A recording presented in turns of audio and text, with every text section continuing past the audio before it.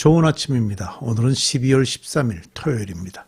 즐겁고 감사한 하루 되시기 바랍니다. 오늘 말씀은 시편 142편입니다. 이 시편 142편은요. 개인 탄원시로 언제 쓰여진 것인지를 유추할 수 있는 그런 표제를 갖고 있습니다. 우리 이제 성경을 펴시면 거기 소제목이 있는데 다윗이 굴에 있을 때에 지은 맞쓰길, 기도라는 표제가 붙어 있습니다. 이제 다윗이 사울을 피해서 도망 다닐 때, 그때의 모습을 보면 되는데요. 아마 시기적으로 아둘람이나 엔게디 같은 곳이었을 겁니다. 그런데 이제 학자들은 두 동굴 중에서 특별히 엔게디에서 이 시를 저술한 것으로 추정을 많이 합니다. 그 이유는 아둘람 굴에 있을 때는 다윗이 잠시 피난처로 숨어들었던 곳이지만 엔게디는요, 잠시 그곳을 이제 거처로, 그러니까 집으로 사용했었기 때문입니다. 다윗이 엔게디 광야에 있는 동굴에 거하고 있을 때 사울이 이제 다윗을 수색하기 위해서 왔다가 그 동굴 안으로 소변을 보려고 이제 들어왔었죠. 이때 다윗을 돕는 그 주변 군인들이 이때가 기회니까 사울을 공격해서 죽이라고 얘기를 했었습니다. 그런데 이제 다윗은 사울을 죽이지는 않고 그 사울이 왕이니까 왕이 입는 그 옷의 일부를 칼로 조금 베었습니다. 그런데 이제 다윗의 마음에 양심의 가책이 되기 시작했어요. 왜냐하면 하나님의 기름 부음 받은 종을 자기가 쳤다라는 그런 마음이 들어서 하나님께 범죄했다고 회개하는 장면이 이제 그 뒤에 나오게 되죠. 바로 이런 일을 경험한 곳이 바로 엔게디 광야에 있는 동굴입니다. 동굴 이름이 엔게디라고 볼 수 없고요. 엔게디라는 이름의 광야가 있는데 그 안에 있던 동굴입니다. 자, 이제 이때 다윗은 어떤 마음을 어떻게 표현했는지 함께 들여다보십시다. 1절입니다. 나는 소리를 높여서 주님께 부르짖는다. 나는 소리를 높여서 주님께 애원한다.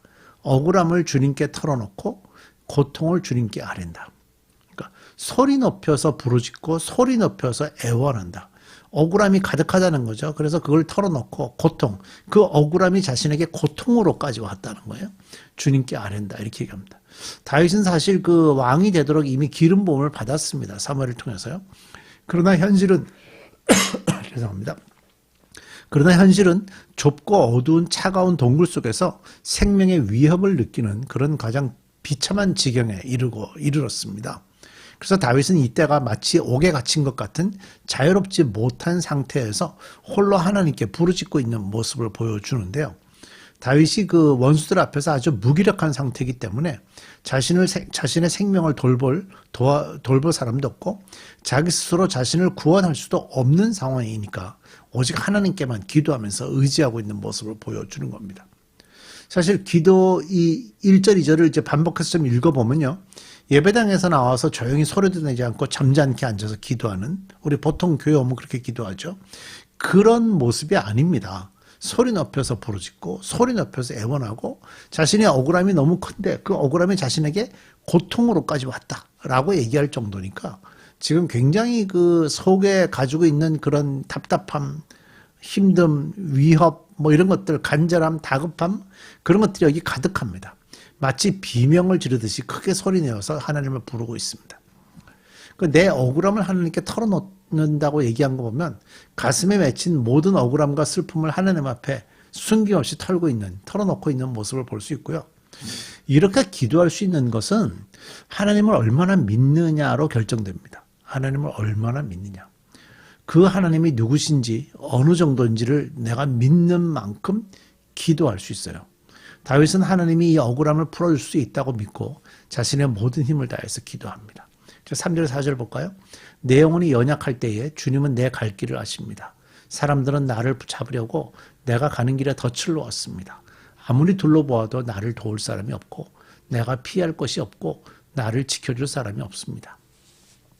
내 영혼이 연약할 때에 라는 표현에서 알 수 있듯이 지금 다윗의 마음이 다 상해 있다 하는 걸 알 수 있죠. 다윗은 자신이 당하는 고통으로 인해서 심령이 상해 있다라고 고백합니다. 육체적인 어려움을 넘어서 정신적으로까지 탈진한 상태가 되었다라는 걸 우리가 알 수 있죠. 이런 상태에서 그는 하나님이 내 길을 아신다라고 이제 기도합니다. 자신의 원수들이 자신을 잡으려고 덫을 놓았다고도 표현하고요. 자신이 아무리 돌아봐도 자신을 도울 사람이 없으니까 누구에게도 기댈 수 없음을 고백하고요. 피할 곳도 없고 지켜줄 사람도 없다. 세상의 모든 피난처가 다 사라졌고 아무도 그를 도와주지 않아서 철저히 외롭고 고립된 상황에 놓여 있다 하는 것을 좀 시로 표현하고 있는 거죠. 5절입니다. 주님, 내가 주님께 부르짖습니다. 주님은 나의 피난처, 사람 사는 세상에서 내가 받을 몫은 주님뿐이라고 하였습니다. 5절에서 다윗은요, 자신의 신앙을 고백하는데 앞에서는 비통한 부르짖음을 보여줬다면 여기서는 구원의 확신을 부르짖고 있습니다. 주는 나의 피난처라고 고백이죠. 그러니까 자신을 도와서 안전과 보호를 제공하실 분이, 적응해 줄 수 있는 분이 주변에 아무도 없지만 하나님만이 자신을 그렇게 해주실 수 있는 분이다라고 고백하고요. 자신이 받을 몫은 하나님이라고 고백했는데 이 몫이란 단어는요, 어려운 말로 하면 분깃입니다. 옛날 성경에 다 분깃으로 번역이 됐었죠. 그러니까 가나안 땅을 하나님이 하나님의 백성들에게 나눠줄 때 그 땅을 말할 때 사용했던 단어입니다. 이렇게 나눠줌을 받을 때 받는 땅을 얘기할 때 분깃이라고 그랬어요. 그러니까 당시 여호수아를 통해서 유대 백성들은 땅을 나눠 받았죠. 지금 다윗은 뭐라고 얘기합니까? 자신은 땅을 받는 게 아니라 하나님이 나의 몫이다. 하나님이 나의 몫이다. 자신은 하나님을 받겠다라고 얘기하는 겁니다. 이미 우리가 이제 에스라, 느헤미야서 묵상하면서 좀 배웠지만 레위 사람들은요, 그 땅을 분배받지 않았습니다. 하나님이 주지 않았어요. 그들에게, 그러니까 땅을 분배받는다는 말이 그걸로 먹고 사는 정도가 아니라 그 집안이 비즈니스 할 수 있는 재산의 의미에서 주었거든요. 그런데 레위 사람들에게는 그저 최소한으로 먹고 살 수 있는 정도의 삶의 터전만 줬어요. 그러니까 생명을 유지하고 사람으로서 살아갈 가치가 있는 정도에 사는 거지, 그걸로 돈을 모아서 그걸로 돈을 불리고 뭐 재산을 늘리고 이렇게 하는 그런 쪽으로는 레위 사람들과 제사장들에게는 주신 적이 없어요. 그래서 성경에서는 그들은 하나님이 그의 몫이다 하는 표현들이 나오거든요. 근데 다윗이 지금 하나님만이 나의 몫입니다 하고 고백하고 있죠. 6절, 나는 너무 비참하게 되었습니다. 내가 이렇게 부르짖으니 내게 귀를 기울여 주십시오. 나를 핍박하는 자들에게서 나를 건져 주십시오. 그들이 나보다 강합니다. 이제 다윗은 마지막 힘을 다해서 하나님께 기도하는데요. 도와주실 분은 오직 하나님밖에 없기 때문에 다윗은 자신이 비참하다고 하나님께 호소하고 있습니다. 다윗은 원수들을 얘기하면서 구원을 달라고 간구하고 있습니다. 지금 다윗은 의지할 수 있는 사람이나 도망할 장소가 없기 때문에 유일한 피난처이신 하나님에게 간절하게 기도하고 있습니다. 이 간절하게 기도할 수밖에 없는 이유가 뭐죠? 그들이 나보다 강하니까, 내가 그들을 이겨낼 수 없기 때문에 기도하는 이유가 있어요. 그래서 자신을 건져달라고 기도합니다. 건져달라고. 하나님이 건질 수 있다고 믿고 있는 거죠. 7절입니다. 내 영혼을 감옥에서 끌어내 주셔서 주의 이름을 찬양하게 해 주십시오. 주께서 내게 넘치는 은혜를 베푸시니 의인이 나를 감싸 줄 것입니다. 내 영혼을 감옥에서 끌어내 주셔서, 지금 감옥에 갇혔습니까? 아니요. 자신의 신세가 감옥에 갇힌 거나 마찬가지다 하는 표현이죠. 자신의 처지가 지금 감옥에 갇힌 거나 똑같다. 자신을 쫓는 원수들에 의해서 지금 덫에 빠졌다. 덫이란 것은 사실 한번 빠지면 거기서 나올 수가 없잖아요. 나올 수가 없어요. 트랩, 덫이죠. 도움을 구할 곳도 없고 저항할 힘도 다 빠졌어요. 웅덩이 같은데 사람이 빠지면 거기서는 그냥 죽기만을 기다리죠. 짐승이 들어오면 죽는 거고요. 감옥에 갇힌 거나 마찬가지라는 얘기입니다. 그래서 자신을 감옥에서 끌어내 주셔서 하나님의 이름을 찬양하게 해달라고 기도하고 있는 겁니다. 하나님이 그 은혜를 크게 베푸시면 주변에 있던 의인들이 자신을 도와줄 거라는 고백이 맨 마지막에 나오잖아요. 그러니까 하나님이 다윗에게 은혜를 베풀어 주셔서 상황이 역전되는 것을 기대하면서 희망의 노래를 부르고 있다 하는 걸 좀 볼 수가 있는 거죠. 현실은 어떻습니까? 아주 절망적입니다. 현실은 아주 절망적이고, 그러나 최종적으로 하나님께서 자신의 무죄함과 순전함을 입증해 주셔서 의인에게 둘러싸여 기쁨을 나눌 그 순간을 바라보며 이 노래가 맞춰지고 있습니다.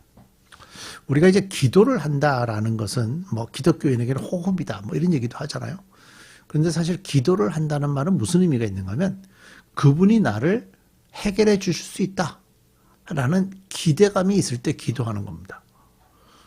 기도한다는 것은 그분이 아니면 나는 해결받을 방법이 없다라고 할 때 그분에게 나가는 겁니다.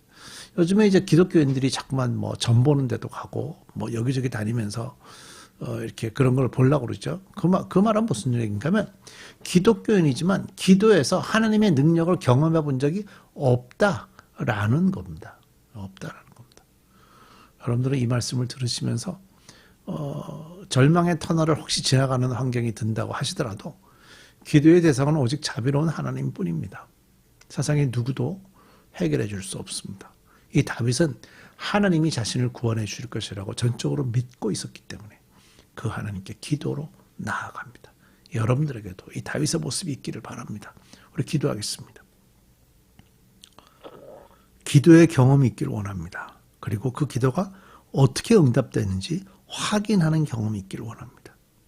기도를 했는데 잊어버리는 경우들도 흔하고 아예 기도조차 하지 않는 경우들도 흔합니다.